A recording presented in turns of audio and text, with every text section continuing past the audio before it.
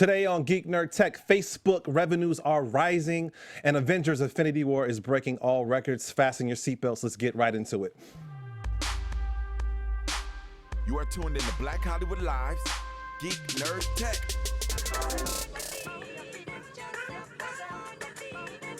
Yeah.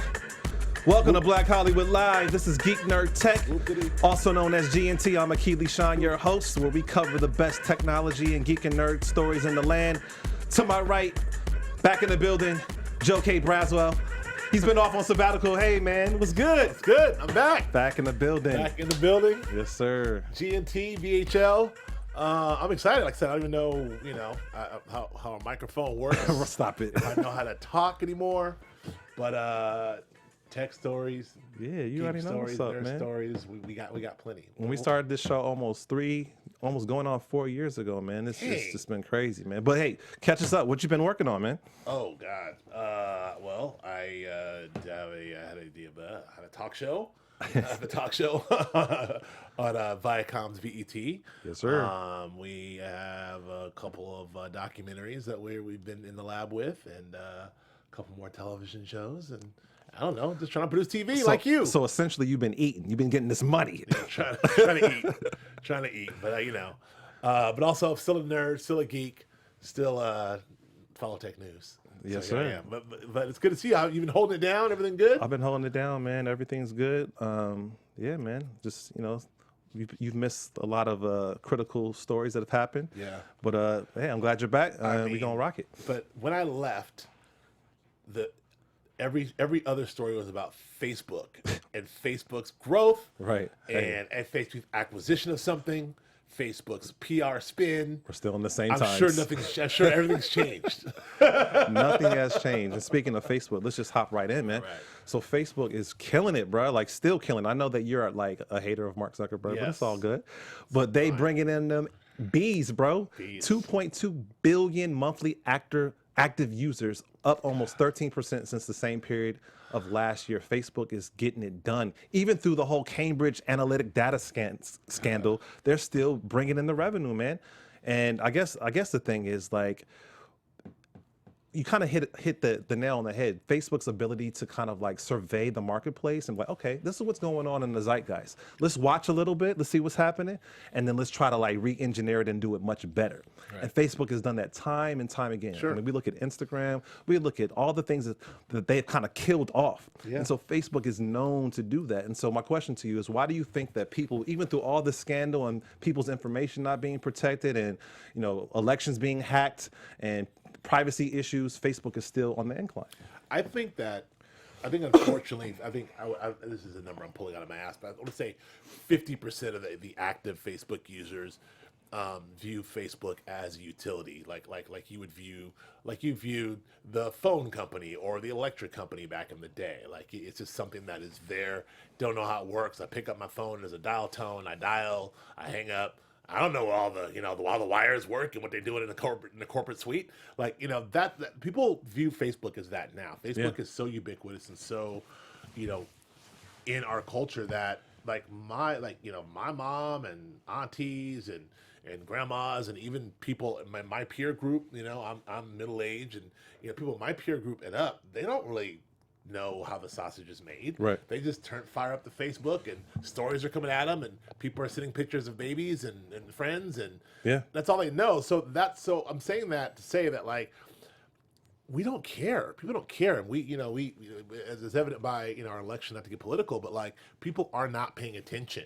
So, and people that are paying attention, are shrugging their shoulders at it. So Facebook, despite all of this sort of scandal, the data scandal, everything else, people they can't quit you. They're like Pookie in New Jack City. Dang, they hooked. They can't quit it. They need Scotty to come help them. The Facebook addiction. Come get me, Scotty. Well, hey man, they are like I said, they are ramping up revenue. The company generated $12 billion in the first quarter of this year. It's up 37% year over year. It earned $1.69 per share. They're bringing in the bucks, man. Yeah. And I mean, it's just amazing. But let me run this by you as it relates to Facebook. So because of the whole, privacy scandal and people's information information being siphoned off. A lot of high-profile celebrities and influencers were like, I'm not fucking with Facebook. Yeah. And you have the whole delete Facebook movement. And two of the biggest people were Jim Carrey and entrepreneur Elon Musk. Right. But that has no effect. Zero effect. Well, Jim Carrey is, I hate to say, is not really. He's not in the popular zeitgeist anymore. So he's a little bit off the reservation. Elon Musk is.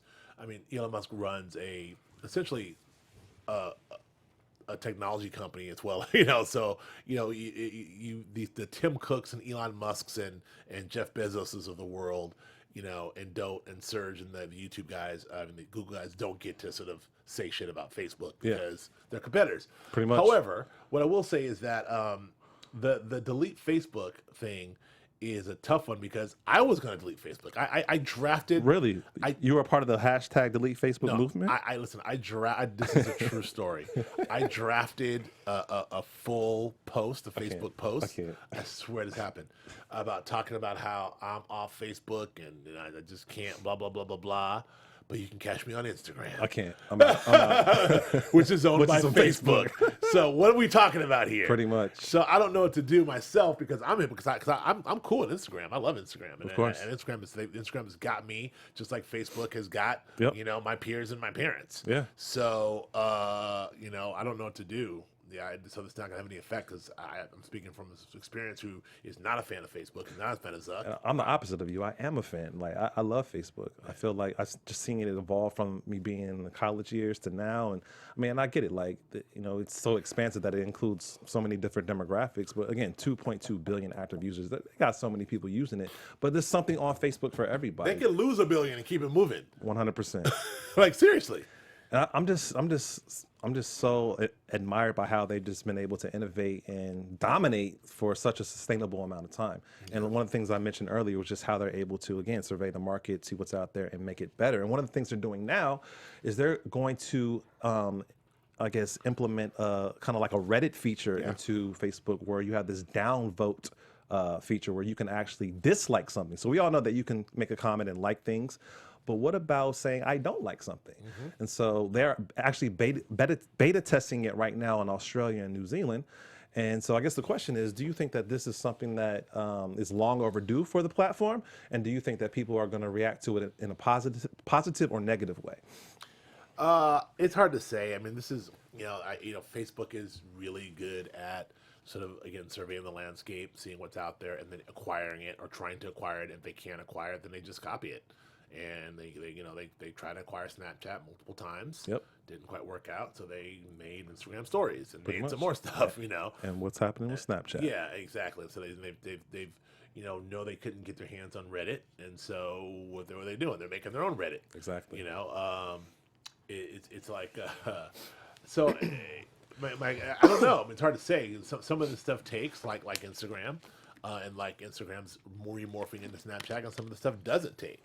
So, Facebook can't do everything correctly. I mean, they do have the money and the brain power to be able to really sort of try their own version of it. And now, the important thing about Facebook is, as you just highlighted, they have the user base. Exactly. So they can try all kind of shit because they can beta test this for 100 million people. And that's probably more than their competitor. Their competitor's whole user base. So exactly. They'll beta test them a quick 100 million, see how they like it, and then give it to the whole 2B. 100%. And so that's the advantage Facebook has is just sheer size. And Facebook and Google they're are titans, killing on sheer size. Size alone. And so that's what she said. Yeah, but yeah, I that's it. So my answer is, yeah, I think that this does have the potential to do something. I just feel like that the people who frequent Reddit are the kind of people who rail against Facebook. Right. So it's not really the same. It's a Reddit-like feature, but the people who populate Reddit aren't really the guys you're going to be bumping around Facebook. I guess the question I want to hear you answer is like from a user perspective, because like Facebook, all right, so Reddit is more about news and information and more opinion based, right? But Facebook supposedly, quote unquote, is supposed to be about community, right? And bringing people closer. And so if you have this functionality now where you can say, I don't like what you're saying, thumbs down. Yeah. Like, is that creating cohesiveness as a community, or is it like creating more division? Yeah, it's a good point. It does seem to sort of fall right in line with our sort of, divisive political, world we live in, where this pundit world where it's like I'm on one side, you on the other, we're screaming at each other. I don't like. That sort of seems what Facebook is about anyway right now. It's like really long posts about why Trump sucks, or long posts about Trump being awesome, and then a bunch of comments about why the other person's wrong. Right. So I mean, I think it does have divisiveness, but Facebook is strong enough to know, like by their research, this is what their users want. Right. This is what their users. This is what driving Facebook lately is this sort of talk. I will say that the thing for me, though, just back to the whole thing, is Facebook. If I'm really honest with myself, the thing that kills me about Facebook is just the branding of Facebook. If I woke up tomorrow and Zuckerberg's like, "Good news, everyone, New branding. We've named Instagram Faceagram," and a big F was on there, I'd be like, "Hell nah, I'm leaving Facebook. I can't do it." So, but it's like it's a suspension of disbelief for me. Like I know it's Instagram, I know it's Facebook, but it says Instagram, so it's fine by me. So I think if the Reddit thing, if they've named it something else and tried to that had a different brand or different brand name, right, then maybe I think it'll take off. I don't know.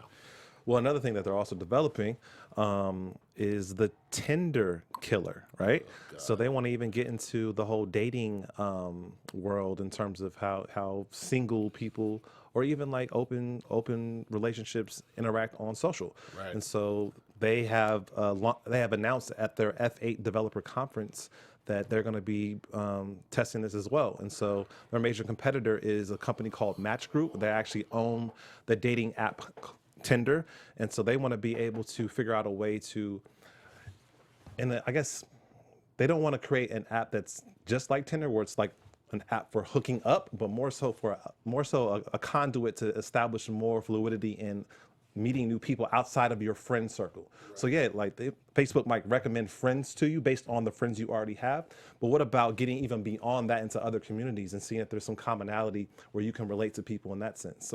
So I don't believe it's just a new platform for, I guess, relationships that are. I guess what I'm saying is for all different types of relationships. Right. It's not for just one particular type of relationship. Do you think that this will work? I do. I mean, well, let's back up. I mean, this is really a Tinder killer.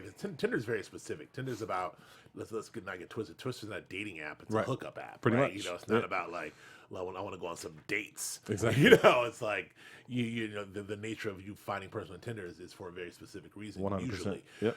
But I will say this: the Facebook idea of doing a Tinder-like dating app that is that is based on your mobile device that you can go through. Like, we don't forget that it was just 2 years ago when Facebook was exposed with doing this crazy algorithm, just trying to find if they can match people up. I'm familiar with this story. It was a story where they had written this algorithm to sort of, based on all the information that they've collected from their Facebook users, being able to find two random people and see if they would be able to match up based on all their likes and all of their comments and all things they're doing and all things they can also project out not only would they be a good match, but how would they be dating and how would they evolve sexually and how would they evolve and maybe would they have kids and like they're able to say like, oh well, Joe Braswell and Marissa Serafini, they would go like a month and they would go away, and Joe Braswell and Steven would go on forever and be married, and have babies, if that were possible. So, I mean, I think that like that's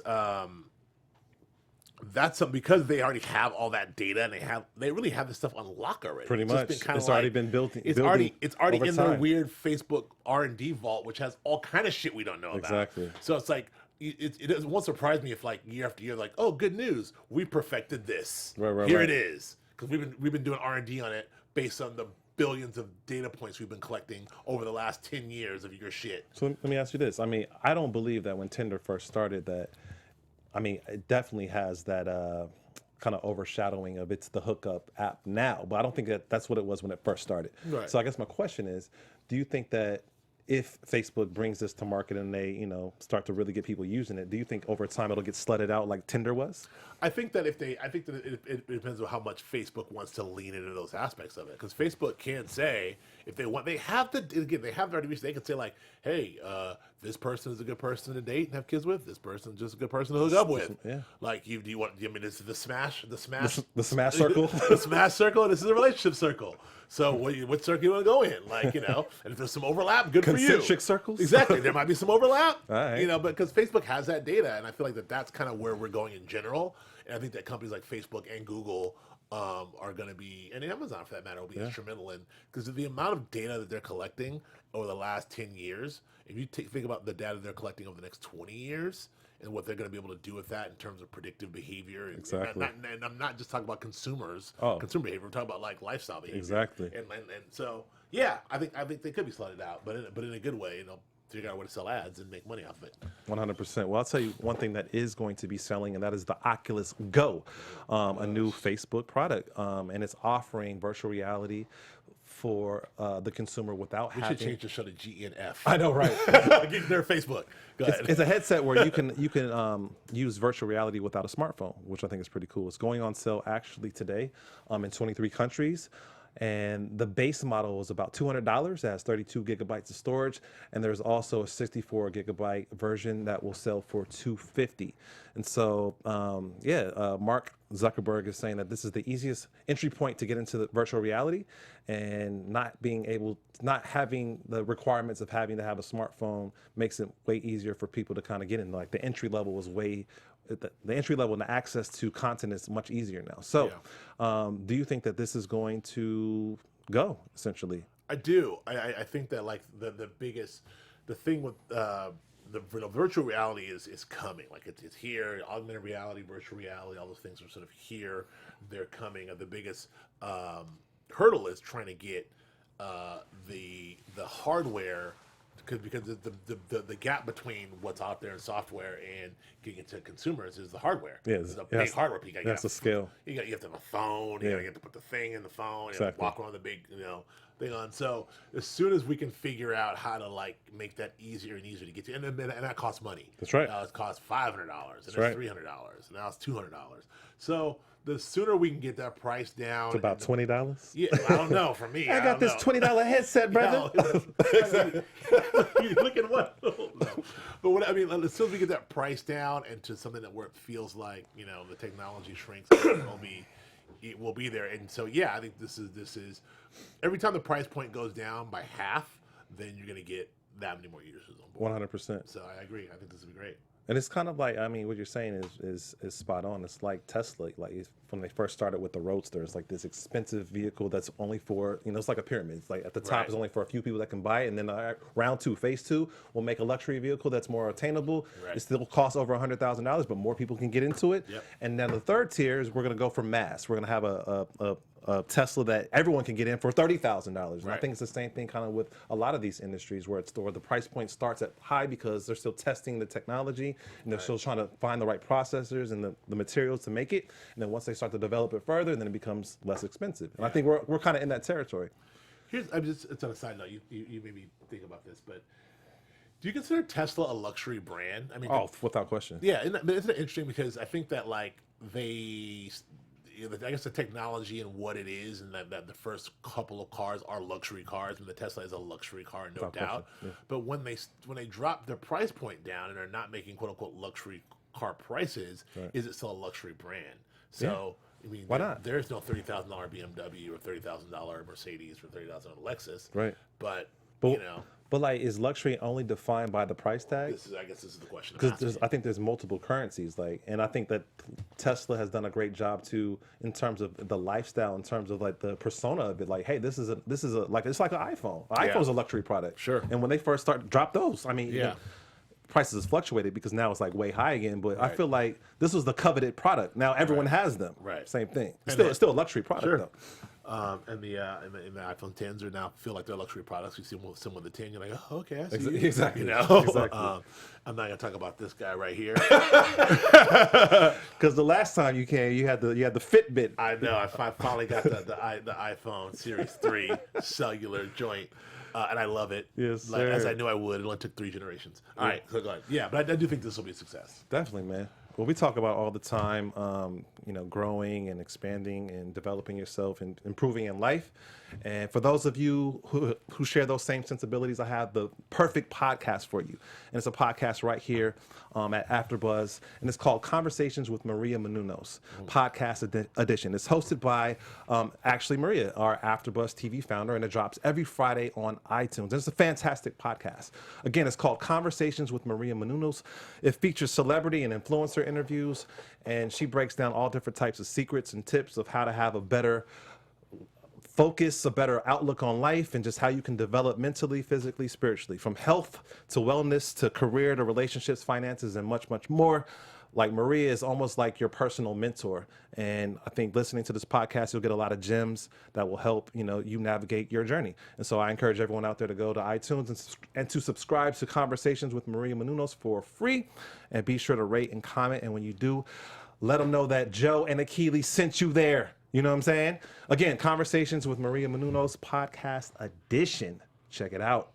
Love Maria, love Keven, and been able to get some knowledge and insight from them over the years for a long time. So now the fact that you can share this with the world is fantastic. Yeah, man. So let's get into stuff that I know that you really geek about. All right. Avengers: Infinity War. Have you seen it? Yes. Damn it, I haven't seen it yet, bro. No. So no spoilers. Okay. Was it all that people are saying it is? Yes. All right. Well, I mean, I think that, without giving spoilers, I think that the biggest question of this is from a storytelling standpoint, are you going to be able to have, I think it's like 24, main characters, 26 main characters, are you going to be able to give all these folks some screen time and some decent screen time, and then also, some meaningful screen time, and then, of course, there's action. Am I going to be able to see, everyone I want to see fight, and how they fight, and all the other stuff, and still have a comprehensive story. The movie is 2 hours and 39 minutes, almost 2 hours and 40 minutes long. It's long. Ooh. So, yes, but what they did, and this is not giving anything away, they did something really, really smart. Really? And I heard some of my colleagues, Andy Greenwald and Andy Greenwald and Chris Ryan, talk about this on their pod. They did this really smart thing where they didn't do a lot of intercutting like most of the things do. It's not like you start, these movies, you'll go to a certain point and then you'll cut back to another action. You go to a certain point of action, you cut back to sustained action. They not sustain action, sustain storylines. They have what I feel like is like a mini 20-minute Guardians of the Galaxy and Thor movie, and they have a 20-minute Black Panther movie. So these pods, 20-minute, yeah. Got it. And so they have 4 20-minute movies with a finale, which feels that I feel like that. But it's still all cohesive. Oh, it's all cohesive. It's just a different way to tell that story. So instead of a lot of heavy, cutting back and forth between 6 or 7 different planets and locations and 26 heroes, you get kind of you get some time. So that enables you to sort of build these characters out, settle into these characters, get a sense of them, get a sense of their plan, what they're doing. And then towards the end, you do get some cross-cutting and intercutting and everything else. Because you have to have that. Exactly. But it's a really good way. I think that if anything else, I mean, as storytellers, and I think it's just a really should be studied in a way to tell stories, because don't forget, this is not only the culmination of 10 years of Marvel movies, but I think in those 10 years you have 19 movies. Right. And every one of those movies has connective tissue that leads up to this movie. That's fantastic. I was just thinking about that when watching this. I'm like, God dang, you really would have to watch, and especially the last 4 movies. Right. Especially, Ragnarok, Guardians 2, Doctor Strange, and Black Panther. For sure. You have to, if you haven't seen it, please at least watch those. At least watch Guardians 2, and even I would say Civil War. I would say even Civil War, Guardians 2, Thor Ragnarok, and Black Panther. And Doctor Strange. Yeah. You need all 5 of those movies to really even just get into this one. Yeah. Because there's actual stuff that happens in those 5 movies that set the stage for this. Set the stage. Now, of course, the other 12 movies I didn't reference, backstory, context. There's backstories, mostly in the form of how people are relating, how the characters are relating. Right.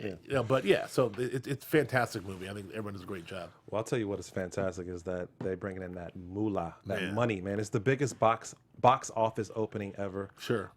We're talking about just North America launch alone, first weekend, $258 million. Mm-hmm. Internationally, it secured $382 million, giving a global total of $640 million, Joe.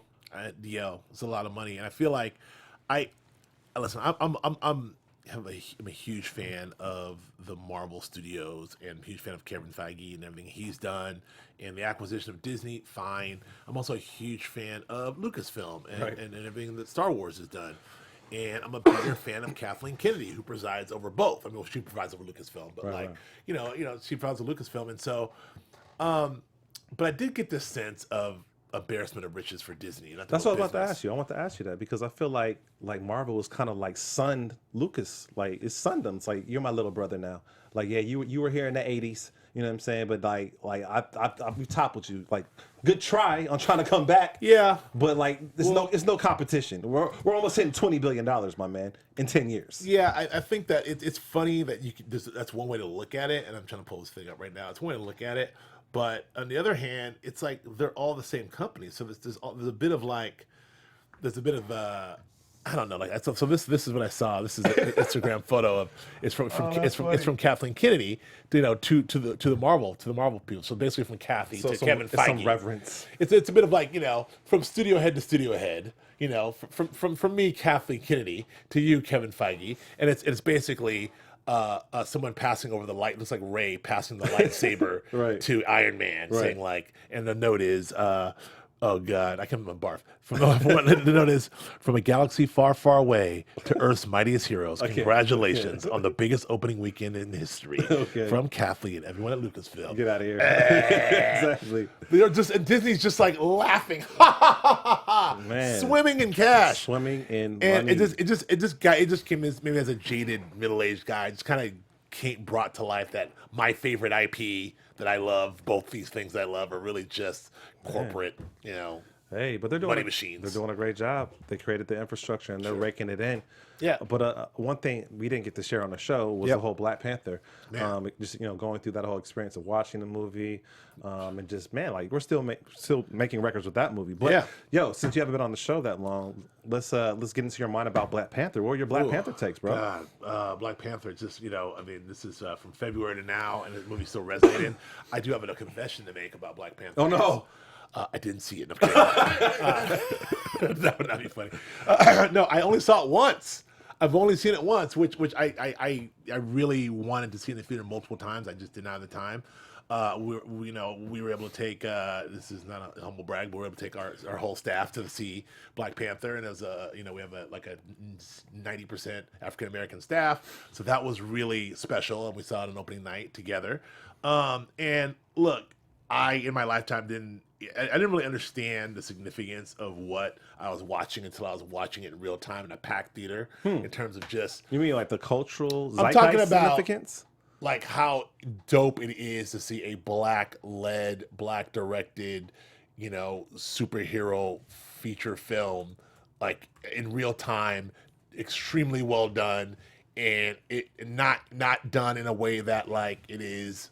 In the 80s or 70s, like we the black version. Oh yeah, I get you. Whatever. That's still very culturally specific, but still inclusive. And also coming from the idea that the highest technology and the most richest resources come from Africa. Correct. And the idea that all of the sort of the ideas behind it, the ideology that made the mythology of Black Panther Wakanda, right? But and then also it being a dope movie, a well done action flick. But to sit around and watch black and white folks together like a packed theater cheering, man, it was really something else. And man, it was a special experience, and I absolutely love the movie. I think Ryan Coogler, man, I mean he killed it, bro. I don't like that's a almost $300 million budget he had, a $200 million budget he had. Yeah, 200. Man, and they are now at I believe 688 million for just domestic totals. So they've surpassed every single Batman movie and every single James Bond movie. Wow. So, but I think Black Panther is ranked 30th biggest grosser. Sure. Considering the inflation of all time, but still, man, like they're kicking ass. Yeah. Still kicking ass. It's top 5, and it's with the 7th or I don't know what weekend it is, but it's like top 5 still. Yeah. It's crazy. Yeah, man. it's really amazing achievement, and so and I'm glad to see it. And then this other thing that someone brought up is, when you watch Infinity War, you really see the debt of gratitude that the Marvel Universe owes to Black Panther. Well, not only that, but just James Gunn and what he's brought to with the just the change he brought to the tone he brought to the Marvel Universe with the two Guardians movies. Yeah. You see the debt of gratitude that he owes because that sort of tone sort of is informs Infinity War a little bit in terms of the comedy, and also what Ryan Coogler brought to it with Black Panther. I'm sure that these movies are being filmed more depth, yeah. These movies are being filmed sort of back to back, and with Infinity War, with Civil War, it was sort of back to back to back. Right. But just that world of Wakanda and bringing that whole the depth of that world and Ryan Coogler's vision of what those people are, to be able to have them, in and this is in the trailer, but in a climactic battle scene, all rushing towards that's dope. Super dope. That's just it's key. It's key to the story. I am late to the party. I'm hoping to be able to go see it this weekend. Yeah, we definitely need to rap about it probably offline. You need to see it. But yeah, man, that's fantastic. Yep. Last thing before we get out of here, are you excited about the new Ant-Man and Wasp? Yeah, I am because it's the first movie that's going to take place in a post-Infinity War world. Right. I think that's what they said. They said that this movie actually, in terms of the chronology, comes before. Oh, that's right, because they mentioned in Infinity War so